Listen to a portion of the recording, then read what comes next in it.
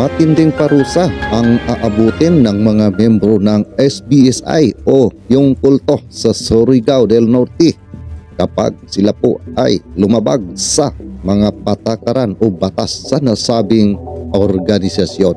Yan po ang ating pag-usapan sa ngayon. Pero bago po yan, welcome back ulit dito sa Rapido TV at kumusta po ang lahat, naway nasa mabuti pong kalagayan. Mag-ingat lang palagi kung saan man tayo naroon. At base na nga mga kaibigan dito po sa dating membro ng nasabing organisasyon na ito ngang SBSI dyan po sa Socorro, Surigao del Norte, na ito nga si Madam Diane Dantis, no? At isiniwalat nga niya ang mga nangyayari sa loob po ng SBSI noong nasaksiyan niya sa panahon na nandoon pa siya sa nasabing organisasyon. At nakita niya mismo sa kanyang dalawang mata ang mga pinagagawa nito pong si Senior Aguila at kasama nga itong si Mamerto Galanida. At kung ikaw ay magkakasala, matinding parusa ang iyong sasapitin. Kaya ito po ang video atin pong panoorin mga kaibigan para malaman po natin kung ano ba itong mga parusa na ipapataw sa mga membro na maglabag sa kanilang batas. Beach na pinaghalong dumi ng kalabaw. Sabi ito. Dumi ng hayop, ihi ng tao, yung pinaghugasan sa, let's say, yung mga isda-isda, yung mga bitusa lang yun. Meron silang 3 or 4 na ganon, man-made. Man-made na yung mga ganon, siguro nalalaman mo yung ganon dun sa mga nagtitraining na mga military and armies, right? Which, mas malinis pa siguro yun. Mas malinis pa siguro yung ginagamit sa training. Dahil, oh my God, iniihian nila. Iniihian nila. At, andoon yung kalabaw din. Naliligo ang kalabaw din. At, 3 or more na mga ganong klaseng punishment pool. So, napakawalang hiya. I mean, hindi ko papayagan ang anak ko. Makakapatay ako kung merong gaganon sa anak ko. Hindi ko papayagan. Kung ako nanay.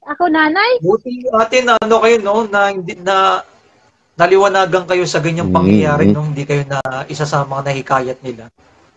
Yeah, kasi nung pa ako, nung umalis ako doon is 1991. Tagal na rin pala. 1991.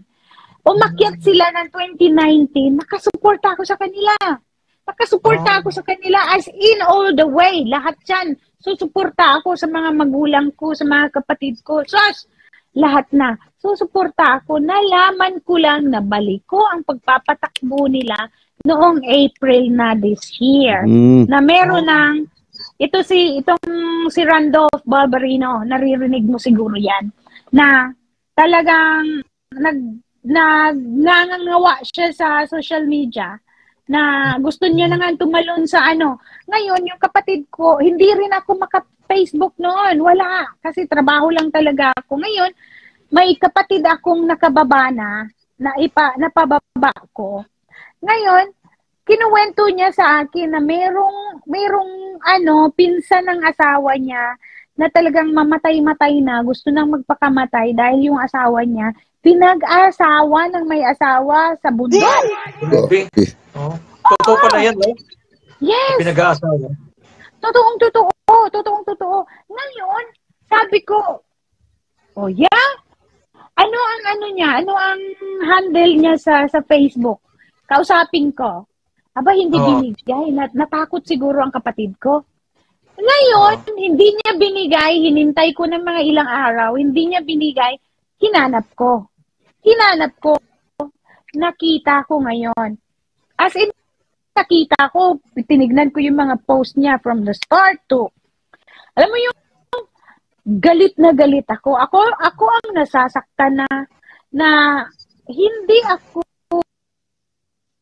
So ayan mga kaibigan, no, dito po sa ating napanood na video at narinig po natin itong si Madam Diana Dantes, no? Na dati nga po siyang membro nito pong nasabi na kulto o itong SBSI, mga kaibigan.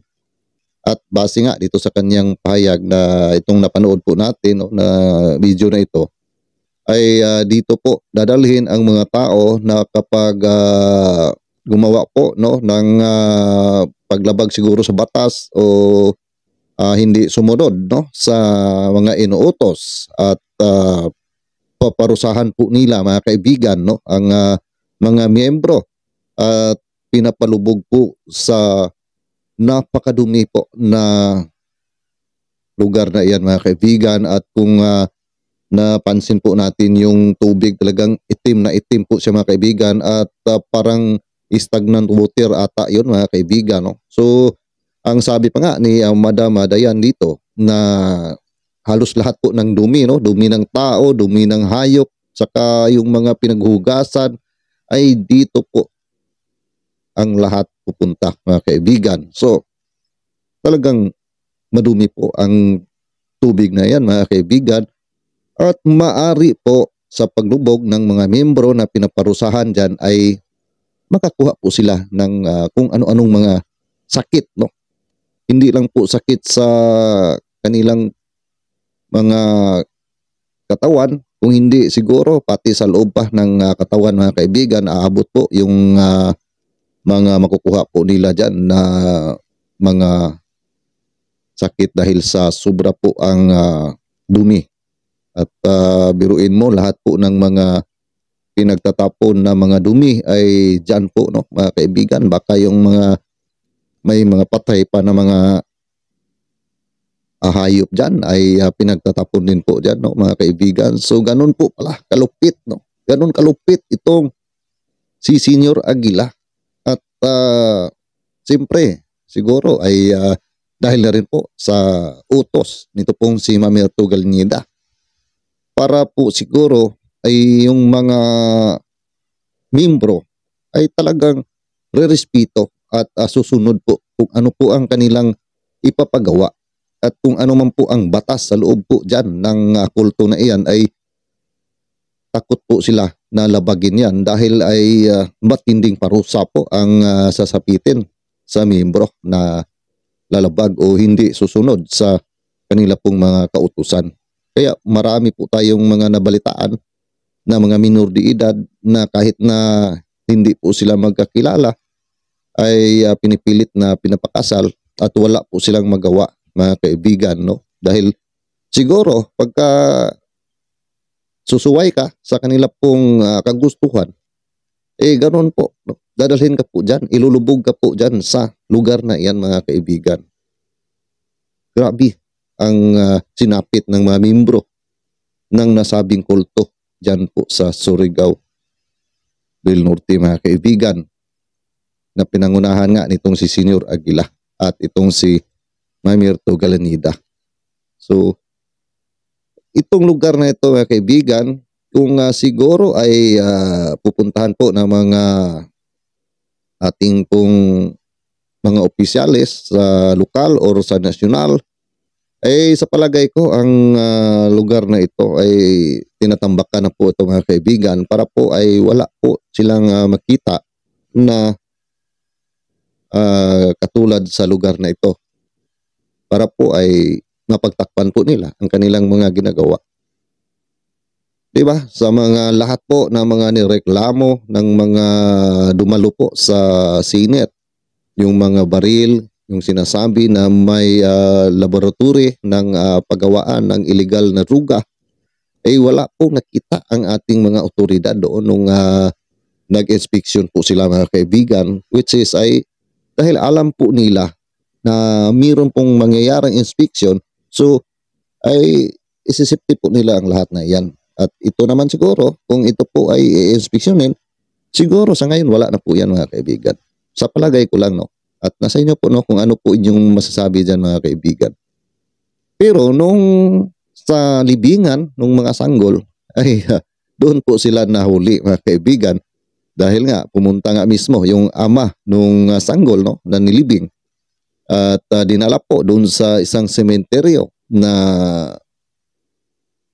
makita po natin na parang formal po yung pagkalibing ng mga tao. Pero sinabi nung ama, nung sanggol, na hindi po diyan nakalibing ang kanyang anak dati. Nilipat na lang po nila.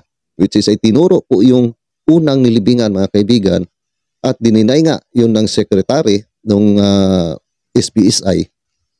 Pero dahil sa pagpumilit nung ama na doon talaga, kaya ay pinuntahan po nila ni Senador Bato ang nasabi po na dating libingan. At doon nga, mayroon pong nahukay, mga kaibigan. So, doon po sila hindi na nila na ilipat pa ang lahat ng mga nililibing po nila, mga kaibigan, no? So, siyempre, baka yung iba ay nakalimutan na nila kung saan banda nililibing dahil nilibing lang nila doon ng basta-basta, parang hayop lang, mga kaibigan, di ba?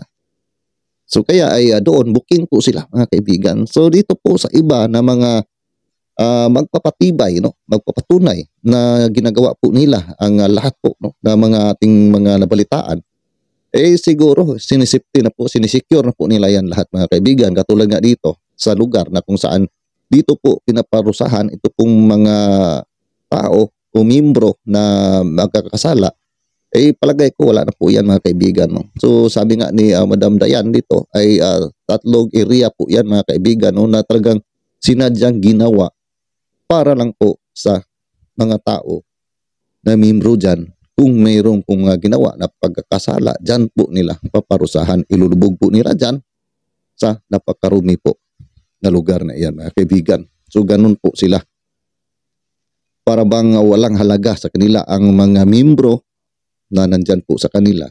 Pero iwan ko ba, mga kaibigan, kung bakit meron pa rin po na pinaglaban na itong lahat raw ay gawa-gawang kwento lamang at hindi raw totoo. Ano kaya ang sa inyong mga opinion dito, mga kaibigan? Bakit gano'n na lang po nila pinaglaban na ang lahat na ito ay pawang gawa-gawa lamang? Ika nga. Siguro dahil sa takot, mga kaibigan. Sa akin lang po, no? At alam po naman natin na mayroon pa po silang talagang mga galamay dyan sa loob, no? Katulad nung isang secretary na to-do deny po siya, di ba, mga kaibigan? At andyan pa po siguro yung takot ng isang tao, kasi pagka tayo ay mayroon pong takot sa mga tao na yan, mga kaibigan, mahirap po natin alisin yung takot na iyan, mga kaibigan. Yun po ang sa aking palagay, no? Kaya ay kung ano po ang sasabihin, ay siguro susundin lang po nila.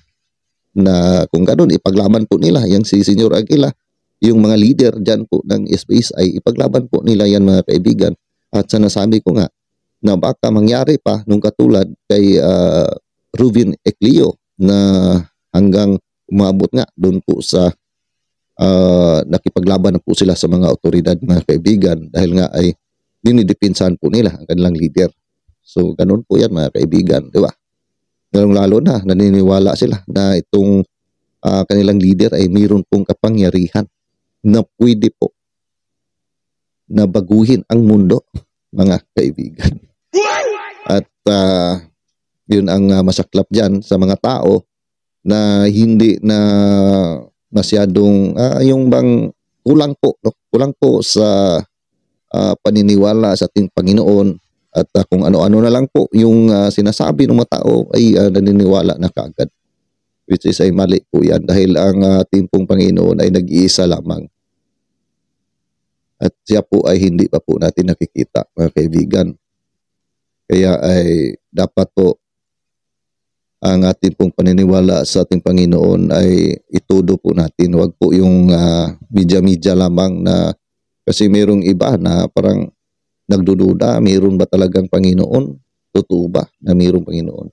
Pero dito po sa ibang membro, ang karamihan din po dito, mayroon pong mga utang, mga kaibigan, no? At narinig naman po natin yan sa Senate, at yung iba ay pinaghahanap ng batas, no? At napilitan na lang po sila siguro na sumali dito, nakiisa.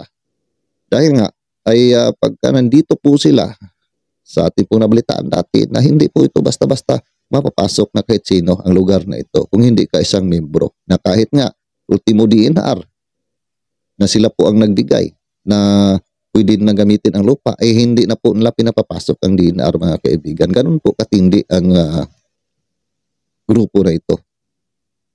Kaya marami po ang nahikayat dahil na rin po sa sabi-sabi na mayroong kapangyarihan.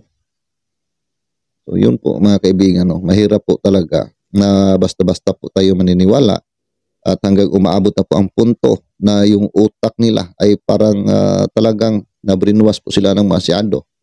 Hanggat ngayon po ay andyan pa rin po yung iba. Pinaglaban pa rin po nila itong kanilang leader. So, ano po inyong masasabi dito mga kaibigan sa atin pong napanood na video? Grabe po ang ginagawa nitong kulto na ito mga kaibigan sa kanila pong mga membro. So ayan, at paki-comment na lang po kung ano man po inyong mga komento, question dito po sa atin pong tinatalakay. At muli po ako ay magpapasalamat sa inyong lahat sa patuloy na pagsubaybay at pagsuporta dito sa aking YouTube channel, ganyan sa aking Facebook page. Ayan, at ating mga kababayan Luzon, Visayas at Mindanao, maraming salamat po. At sa ating mga kababayang OFW, ayan, at ating mga kaubayang OFW dyan sa Israel, ulitin ko po, dobling ingat po tayo dyan dahil ay lumalala na po ang gulo dyan. So ayan po. At palagi lang po tayo magdadasal para po ay iiwas tayo palagi sa anuman pong mga kapahamakan. At maraming salamat muli sa inyong lahat at see you po sa next video ko. God bless all of us. Mag-iingat lang palagi. Saan tayo naroon.